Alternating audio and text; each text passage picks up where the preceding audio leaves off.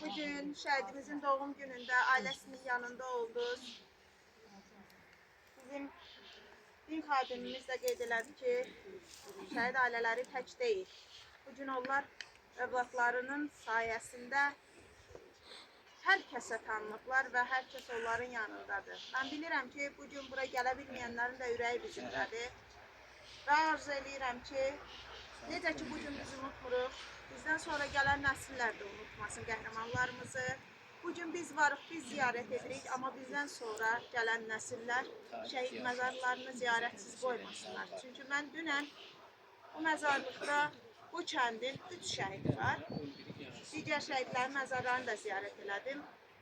Açığı deyim, gördüyüm mənzərə elə də ürək açan deyildi. Mən istəmirəm şəhid məzarlarını pozmasın.